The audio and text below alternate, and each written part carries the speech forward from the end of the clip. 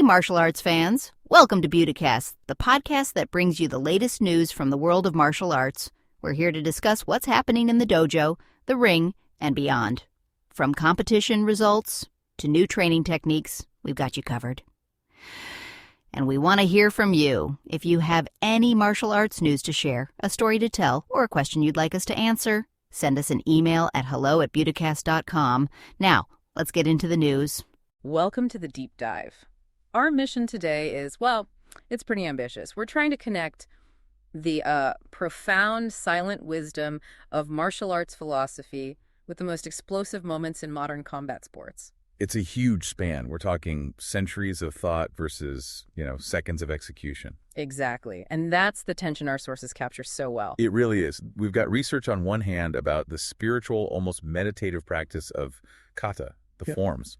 And then right next to it, analysis of these brutal knockout victories in the world of shiai, of competition. You'd think they are two totally different worlds. Completely separate. But what's fascinating, and what we're going to get into, is that our deep dive shows they share the exact same underlying principles, the same physics even. So we're going to unpack what judo founder Jigoro Kano called the kata of the universe, and then see how that ancient playbook is, well, still deciding who wins in the ring today. And we have to start right at the source of that philosophy. Itsutsu-no-kata, this form. It was created by Jigoro Kano Shihan way back in 1887.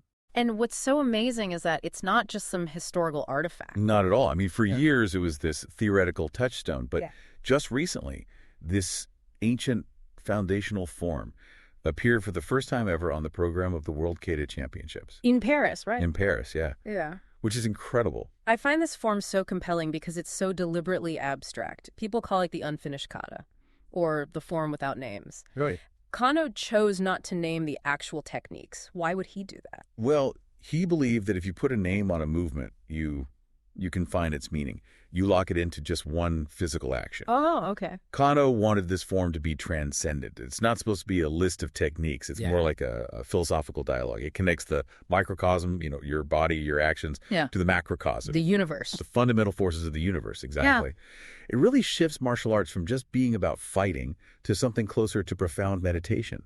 This is the real aha moment of this dive for me. The 5 movements, they don't have names, but they're structured to mirror the 5 essential forces of existence. We're talking about expressing the elemental physics of the universe right there on a judo mat. We are. The elements are earth, fire, wind, water, and the void. And they describe these really fundamental actions and reactions. Okay, let's spend some time on these. The first movement, upon me. That represents earth. My first thought is just, brute force.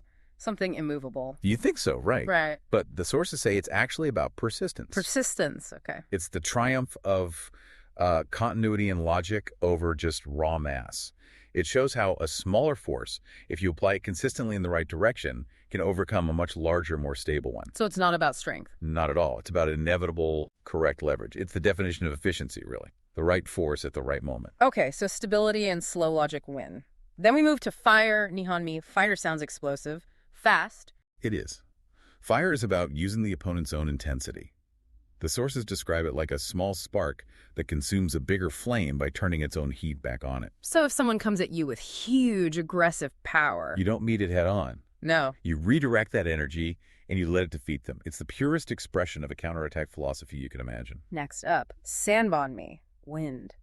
That makes me think of rotation flow. Precisely. Wind is all about that powerful circular current.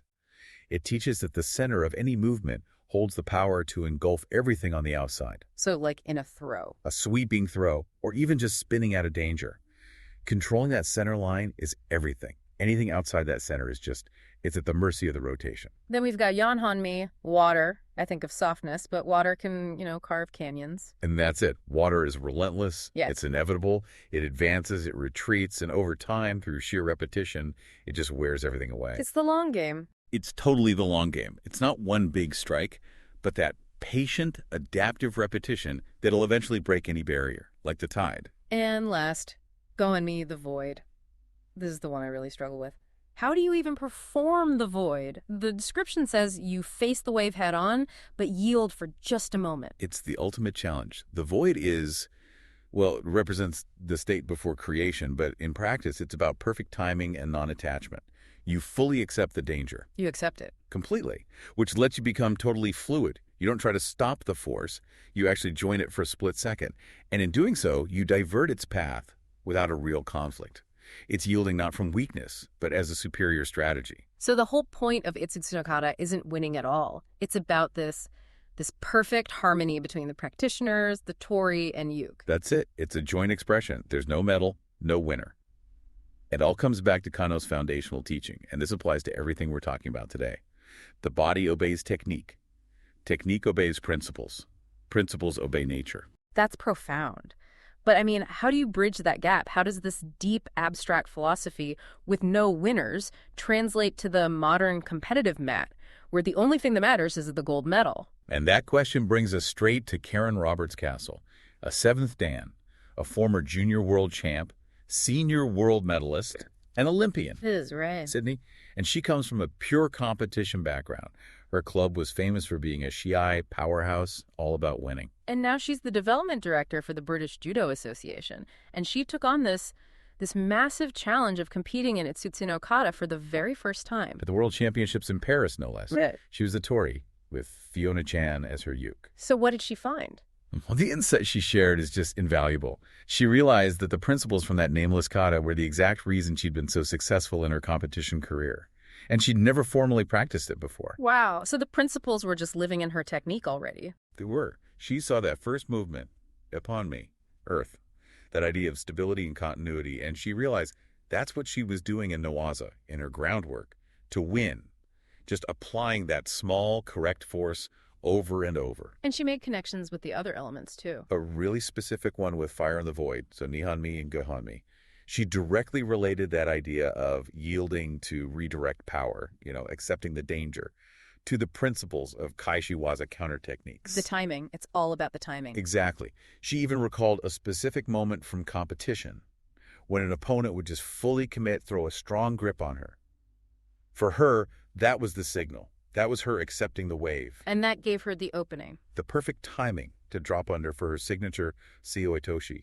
She was applying these universal elemental principles in her most explosive throws without ever knowing their philosophical names. I mean, that's the ultimate proof of their efficiency. And she noticed something else too, didn't she? About the environment.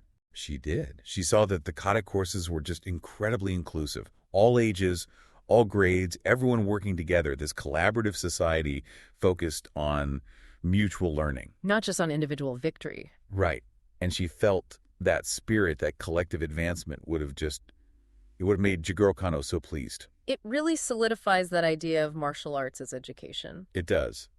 But the martial world celebrates mastery in many forms. Sometimes it's measured in longevity, not just that one explosive moment. That's a good pivot.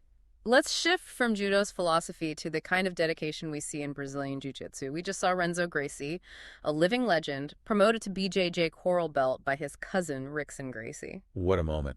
I mean, that rank isn't just about decades of training. It's about decades of teaching, of influence. It's a lifetime commitment. A massive one.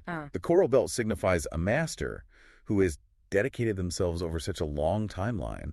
They've reached this rare intersection of technical skill and, lineage authority. And Renzo had a great line about it. Of course. With his trademark humor, he joked he can no longer hide my age. The rank itself proves the time commitment. And that idea of age and time brings up a really interesting contrast in efficiency. Our sources also flagged the strategic advice for grapplers over 35, this idea of sloth jiu-jitsu. It's a perfect counterpoint. It's all about slowing down, conserving energy, and relying on sustainable strength and patience instead of speed to beat younger opponents. It's mastery through deceleration. But the clock doesn't always run that slow, which takes us to the other end of the spectrum, the high-intensity world of MMA. We're talking about the welterweight bout at UFC 322, Michael Morales versus Sean Brady. This was a huge statement fight. Morales was undefeated, 18-0, and he was taking on the higher-ranked, very formidable Sean Brady. It was decisive. Oh, absolutely. Morales, who's only 26, defeated the number 4 contender, Brady, via TKO, and it was in the first round, 3 minutes and 27 seconds. So not a slow build at all. This was a sudden, violent end. Right. And if we apply our philosophical framework here, Morales' game plan was everything. Brady is a fantastic wrestler, and Morales was visibly keeping his center of gravity incredibly low the whole time. Why does that matter so much in the context of the elements? Because it links right back to upon me, the earth principle. He wasn't just defending, he was ensuring his stability, his continuity. He made himself a smaller, much harder target to move, and he kept maximum leverage for his own strikes. So he used that stable low base to fend off Brady's wrestling attempts? He did. He anchored himself with that earth principle, and that's what allowed him to then deploy the explosion. He caught Brady with hard punches, he swarmed him, finished him with a clubbing right that just destroyed Brady's balance, and then followed up with strikes on the ground. That swarm. Yeah. That is efficiency. It's a flawless transition. From stability, which is earth, to explosion, which is fire. He countered Brady's biggest threat by keeping that low center of gravity, and when the opening came, he applied a concentrated, overwhelming force to get the TKO. And immediately called for a title shot. You bet he did. I need the belt. He proved that efficiency can be measured in minutes, not just decades. It all comes together so perfectly. You have Kano's principles, Roberts realizing those principles fueled her throws, Renzo Gracie's decades of commitment, and now Morales using a low, stable base. It's all about mastering the fundamentals. And that mastery needs both tradition and innovation.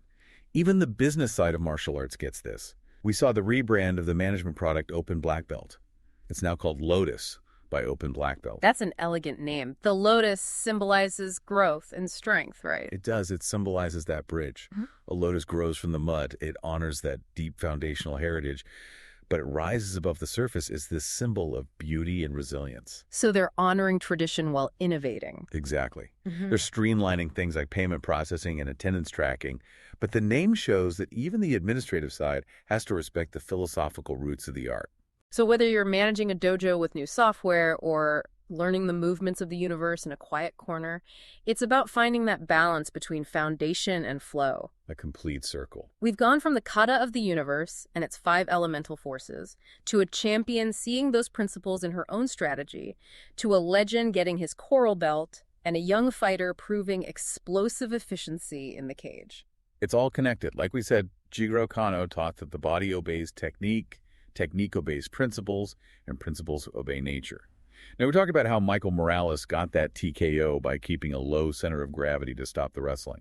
We linked that mainly to the earth principle, stability. But the finish itself was that quick, sudden flurry of strikes. Exactly. So for you, the listener, here's the thought to chew on. Given that Morales won by first grounding himself in that earth-like stability, but the finish was a sudden, overwhelming strike, which elemental principle do you think best describes that overall decisive power shift, the TKO itself? Is it the defensive stability of earth or the overwhelming intensity of fire? Something to consider. That's it for this episode. Thanks for joining us to talk about the latest in martial arts. We'll be back with another round of news, stories, and insights. Until then, remember to train hard and stay humble. And don't forget, if you have any news you'd like to share, you can always reach us at hello@budacast.com. Now go practice your forms.